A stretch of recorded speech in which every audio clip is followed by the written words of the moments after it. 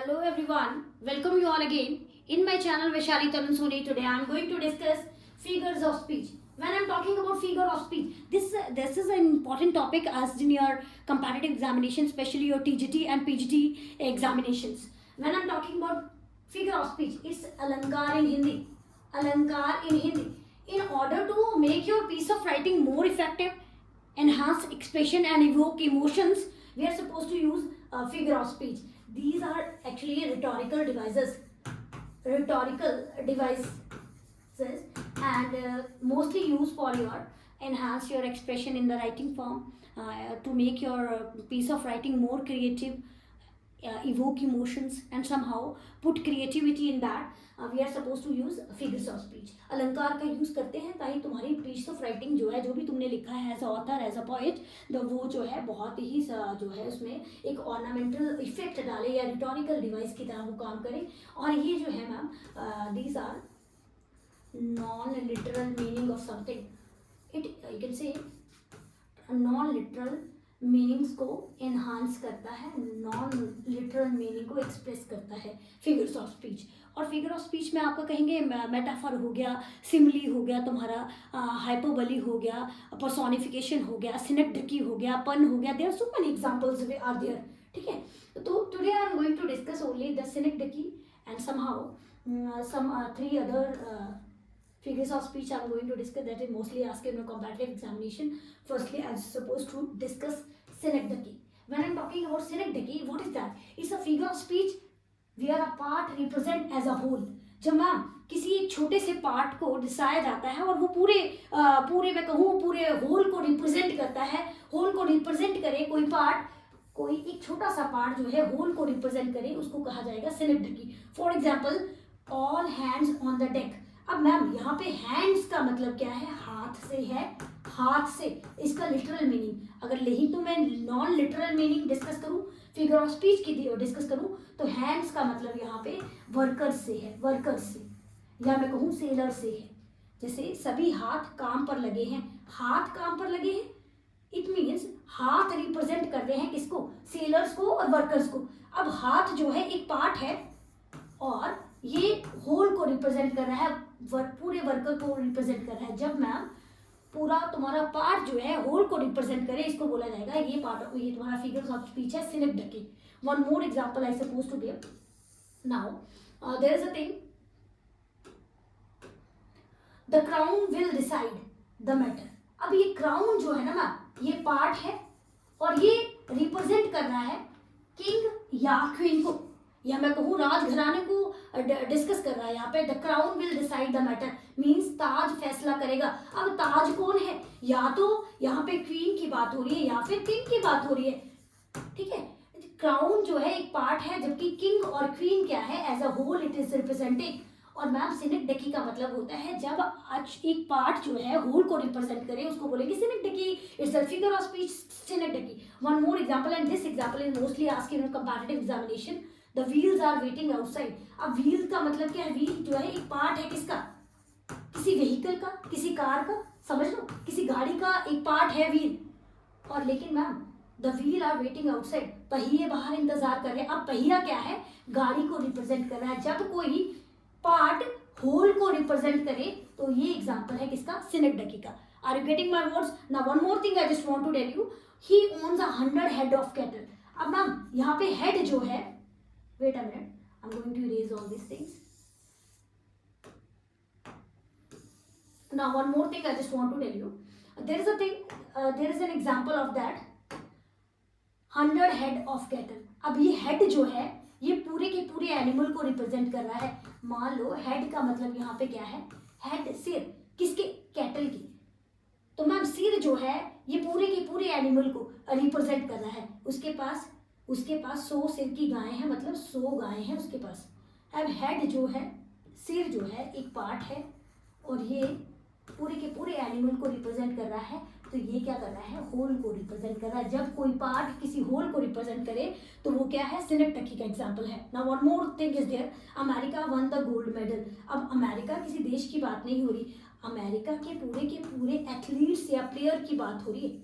Athletes और player की बात हो रही है. Are you getting my words? जब मैम एक छोटा सा पार्ट, किसी चीज का एक छोटा सा पार्ट होल को रिप्रेजेंट करे, तो ये एग्जाम्पल होता है सिनेक्डकी का. Now one more figure of speech is there, hyperbole.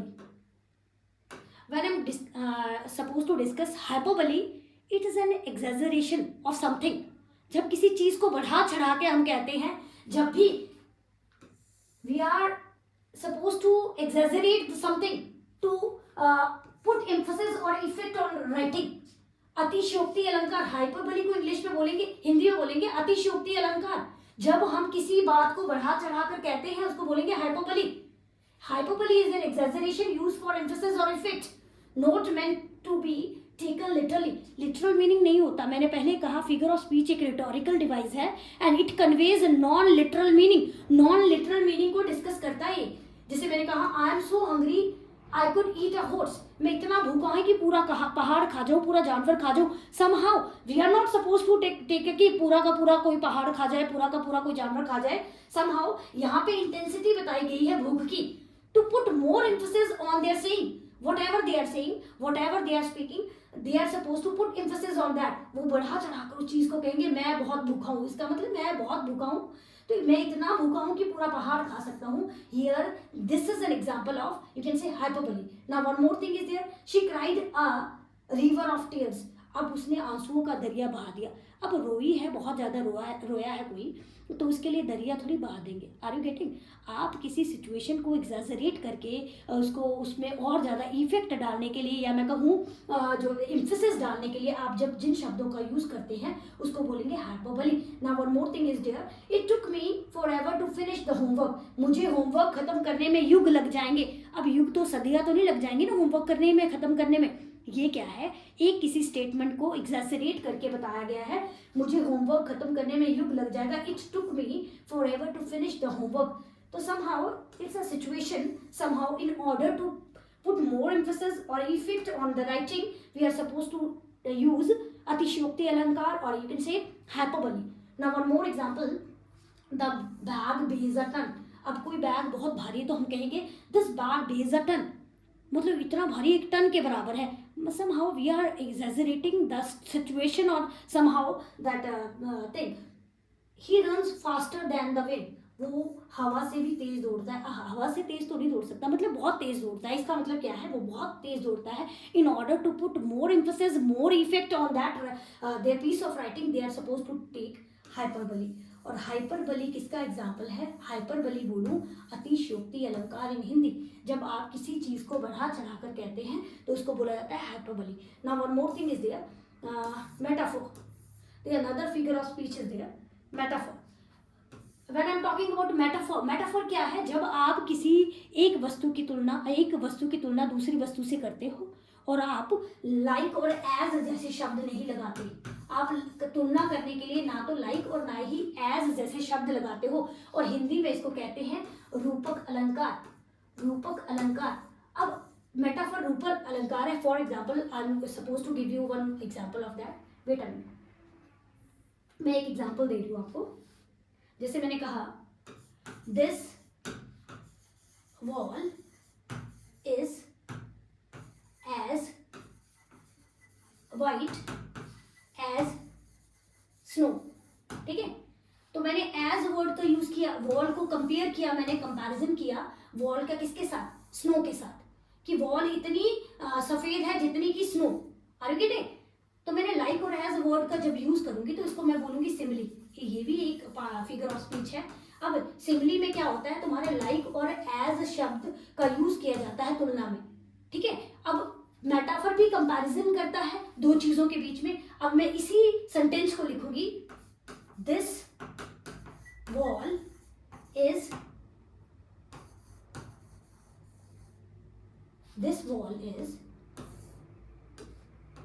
Snow white.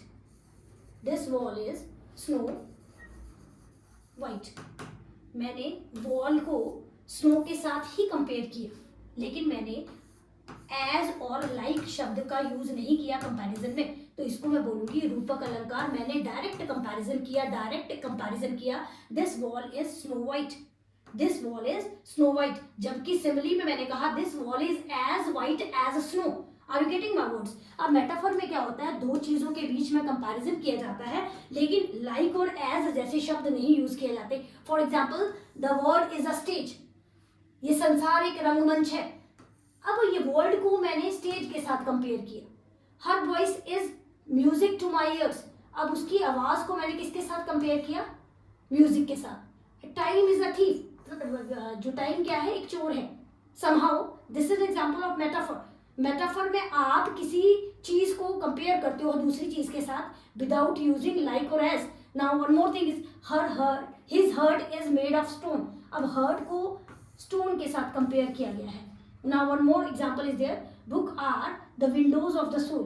अब बुक को क्या कहा है, विंडोज के साथ कंपेयर किया गया है. जब आप एक चीज को दूसरी चीज के साथ कंपेयर करते हो without using the word like और एज, तो उसको किसको क्या कहा जाता है, उसको मेटाफर बोलेंगे. उसको क्या बोलेंगे, मेटाफर.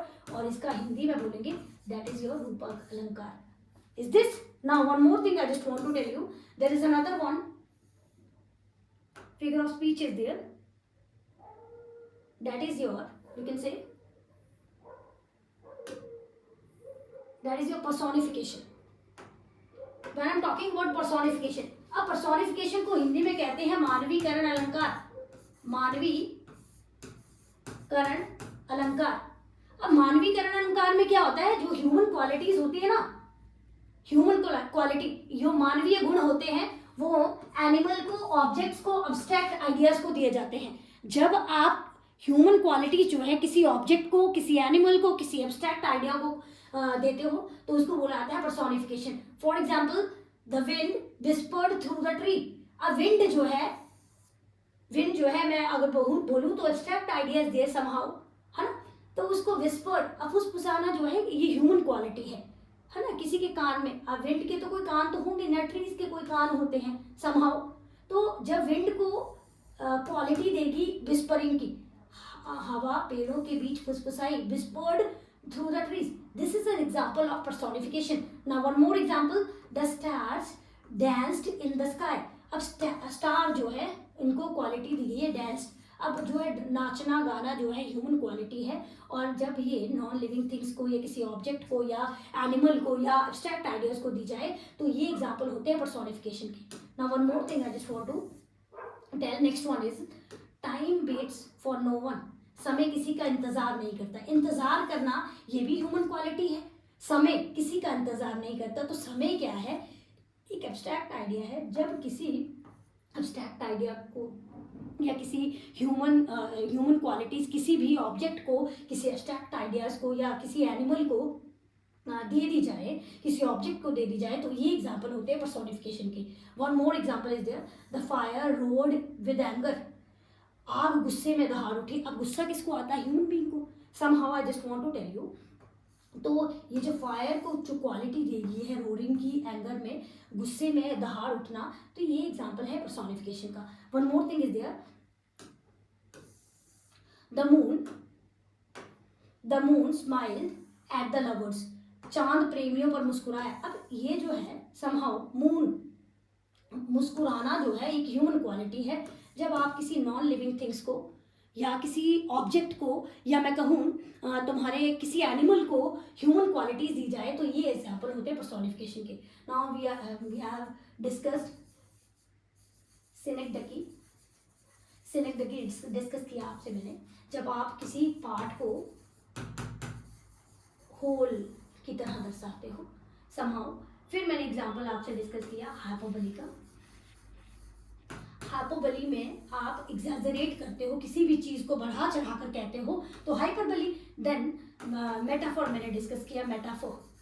अब मेटाफोर की बात करूँ, रूपक अलंकार. आप किसी दो व्यक्ति, ये कंपैरिजन का एक मैं बोलूँ एक फिगर ऑफ स्पीच है कंपैरिजन का. जब आप दो चीज़ों के बीच में कंपैरिजन करते हो और आप लाइक और एज जैसे शब्दों का यूज नहीं करते, तो ये मेटाफोर का एग्जाम्पल है. यही मैंने सिमिली का बताया, सिमिली भी कंपैरिजन के लिए यूज किया जाती है, लेकिन आप उसमें क्या करते हो, लाइक और एज वर्ड का यूज करते हो. Now last one I have discussed, that is your personification.